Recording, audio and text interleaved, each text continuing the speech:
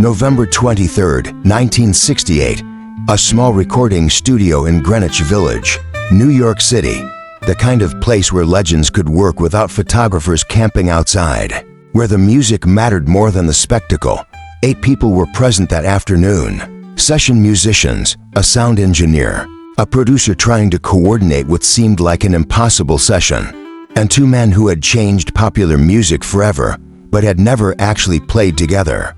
Bob Dylan sat in the control room, acoustic guitar across his lap, looking through the glass at the empty studio floor. At 37 years old, he had already revolutionized folk music, survived a motorcycle crash that should have killed him, and spent the last 2 years in near total seclusion. When Bob Dylan agreed to a recording session, it meant something. When Bob Dylan showed up to a studio, people listened. But today, Bob Dylan looked uncomfortable, more uncomfortable than usual, which for Dylan was saying something. The producer had made a mistake, a well-intentioned mistake, but a mistake nonetheless.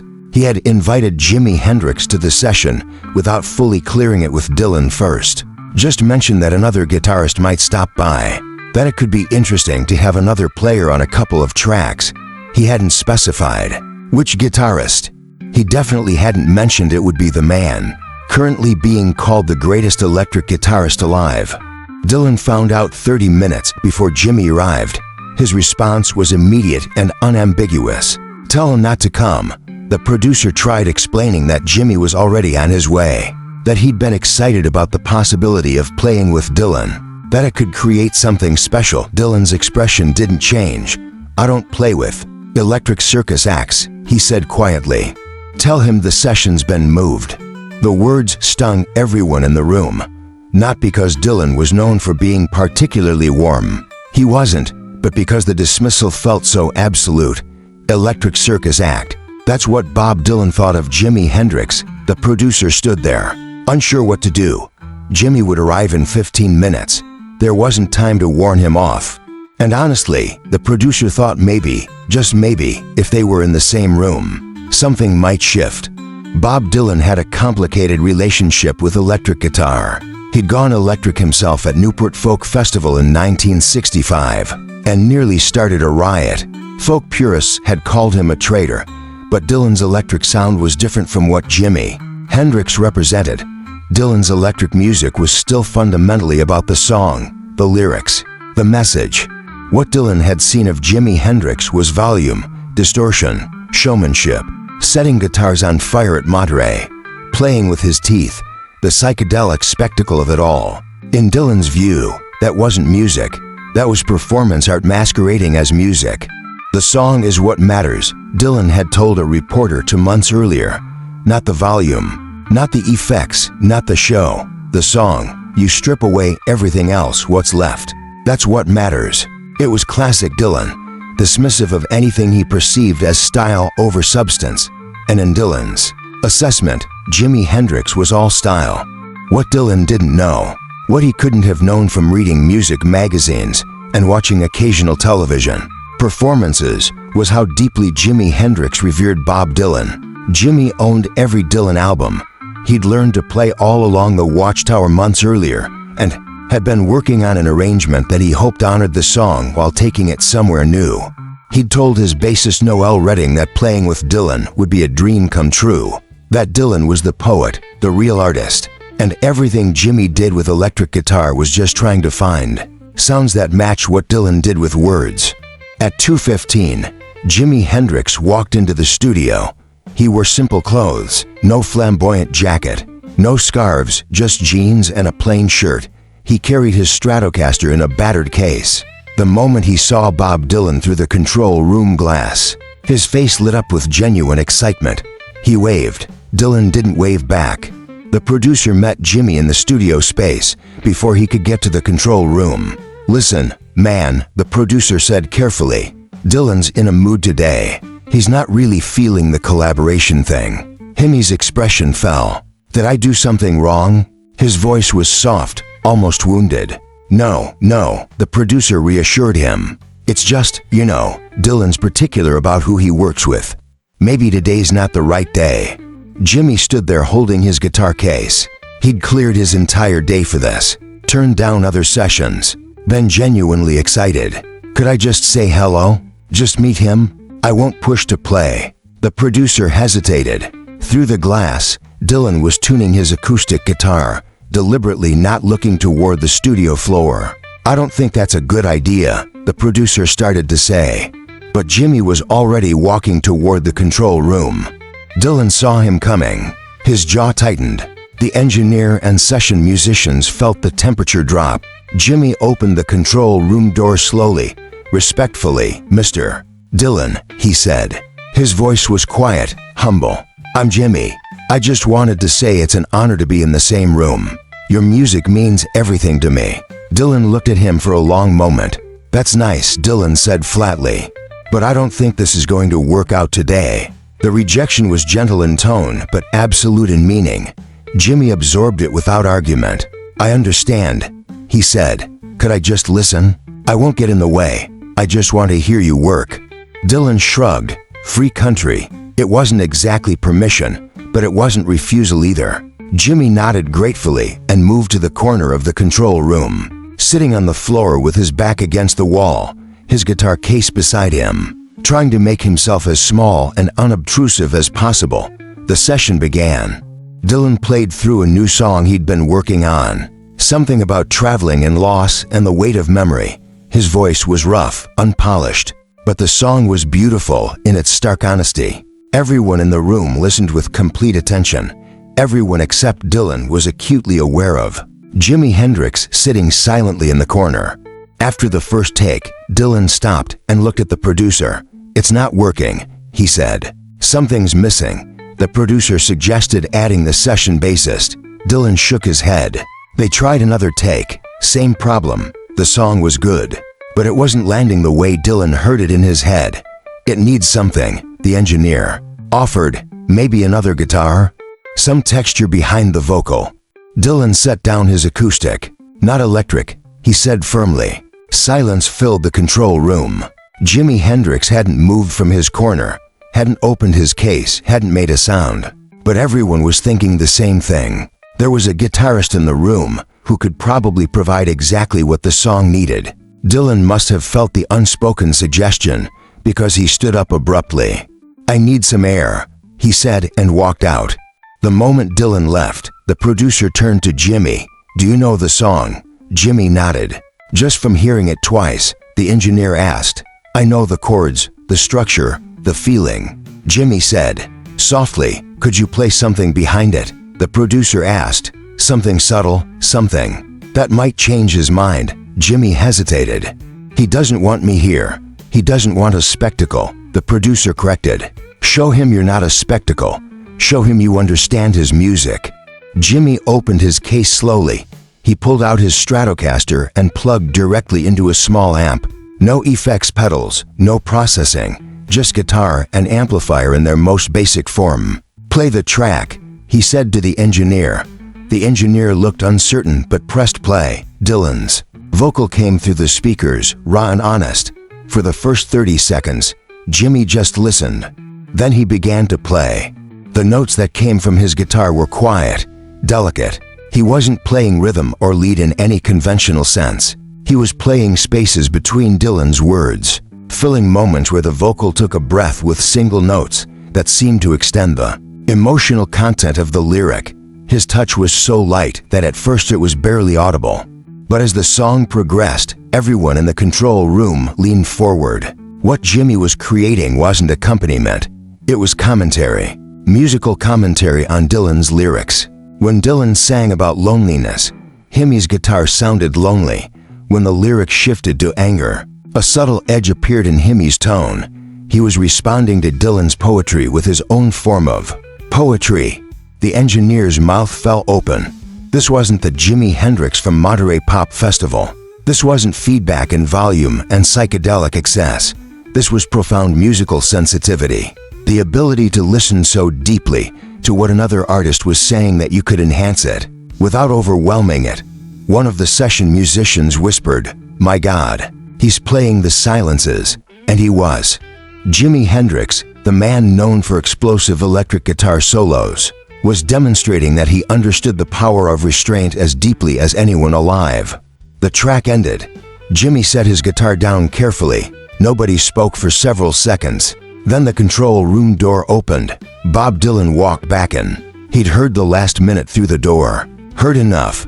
"Play it again," Dylan said quietly. Not a request, not quite a command. Something. In between, the engineer rewound the tape. Dylan stood in the center of the control room, arms crossed, eyes closed, and listened to his vocal with Jimi's guitar underneath it. When it ended, Dylan opened his eyes and looked at Jimi directly for the first time. "Where'd you learn to play like that?" "From you," Jimi said simply. "From your records. You taught me that the song is everything. That the instrument serves the song, not the other way around." Dylan stared at him for a long moment. "Play something else," he said. "Anything. Your choice." Jimi picked up his guitar again. This time he didn't wait for a backing track.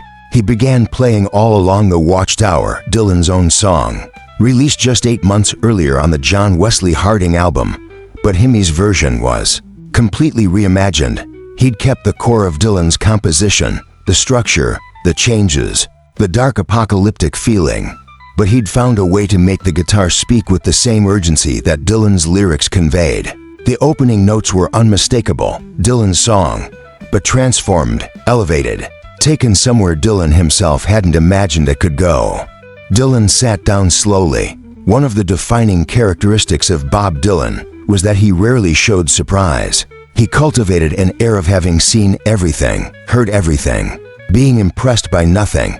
But watching Jimi Hendrix play All Along the Watchtower, Dylan's face showed something it almost never showed. Wonder. Jimi played the song for 3 minutes. Not the full arrangement he would later record, but enough to demonstrate his vision. When he finished, he looked at Dylan almost nervously. "I hope that's okay," Jimi said. "I've been working on it. Wanted to ask your permission to record it." Dylan shook his head slowly, but he wasn't saying no. He was processing. "That's not my song anymore," Dylan said finally. "That's your song now." The room went silent. Coming from Bob Dylan, this wasn't just a compliment. It was an abdication, a recognition that Jimi had taken his composition and done something with it that surpassed the original. "You really want to record that?" Dylan asked. "More than anything," Jimi replied, "but only if you're okay with it." "I'm more than okay with it," Dylan said. "I'm grateful." What happened next surprised everyone present.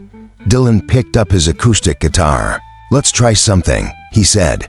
"Let's see if we can make something work together." For the next hour, Bob Dylan and Jimi Hendrix played together.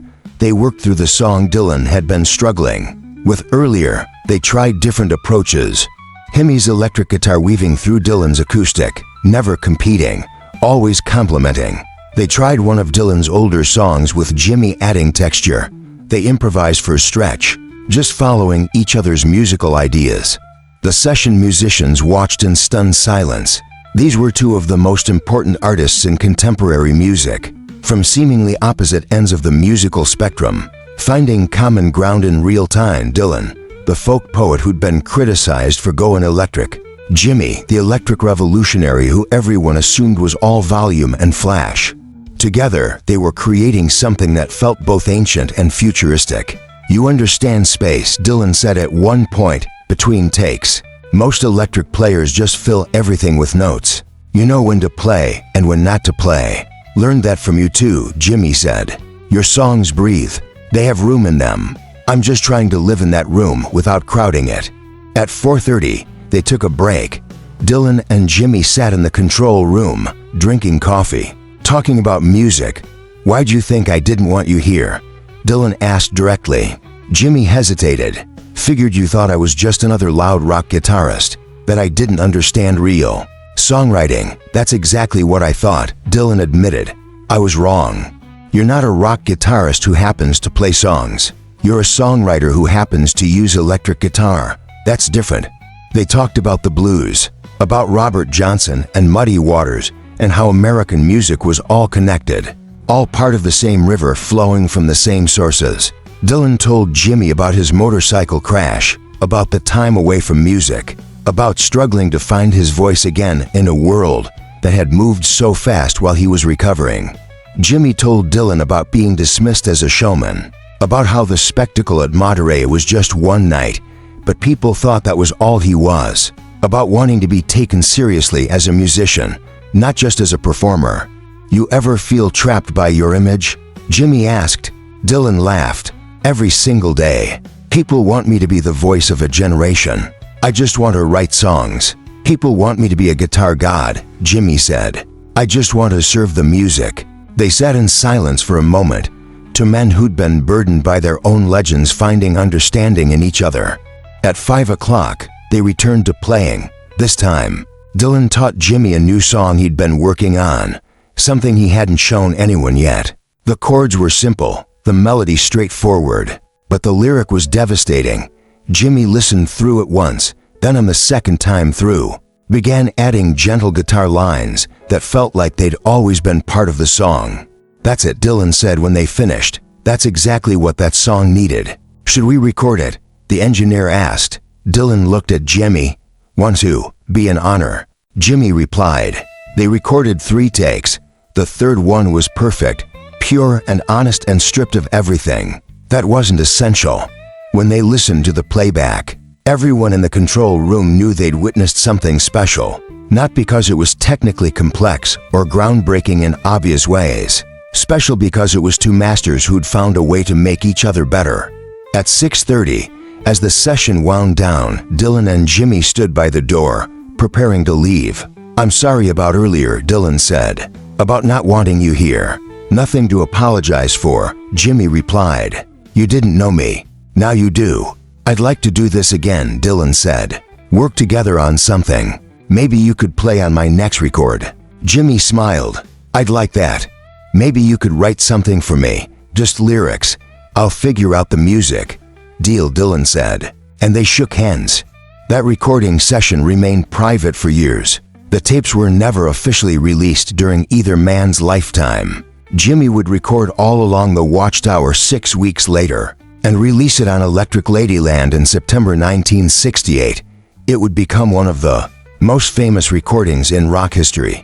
Dylan would later say it was his favorite version of any of his songs. Bet Jimi had shown him possibilities in his own composition that he'd never imagined. The session musicians who were there that day would tell the story for decades afterward, about the day Bob Dylan refused to play with Jimi Hendrix, then changed his mind after hearing 3 minutes of guitar that proved everything he thought he knew about Jimi was wrong. About watching two legends meet on equal ground and recognize each other's greatness. About Dylan's face when he realized that the electric circus act he'd dismissed was actually one of the most musical, most sensitive, most respectful players he'd ever encountered. Jimi Hendrix would die less than 2 years later, in September 1970. At his memorial service, Bob Dylan sent a statement that was read aloud. "Jimi showed me that innovation and respect aren't opposites, that you can take someone's music somewhere new while honoring where it came from. He made my song better than I ever could have made it." That's the mark of a true artist. In interviews for the rest of his career, whenever Dylan was asked about guitarists he respected, he would always mention Jimi Hendrix. People saw the spectacle. Dylan said in a 1985 interview, "I almost made that mistake too. But if you actually listened, if you gave him a chance to show you what he could really do, you discovered someone who understood music as deeply as anyone who ever lived." November 23, 1968. 8 people in a recording studio in Greenwich Village. The day Bob Dylan learned not to judge an artist by their reputation. The day Jimi Hendrix proved he was more than his image. The day two legends found common ground in the space between notes. Sometimes the greatest collaborations begin with refusal. And sometimes the greatest lessons come from being proven wrong by someone humble enough to respect your doubts and talented enough to change your mind. In 3 minutes of gentle guitar, Jimi Hendrix showed Bob Dylan that the song was everything, that he'd been listening all along, that the circus act could also be the poet. All it took was the courage to play quietly,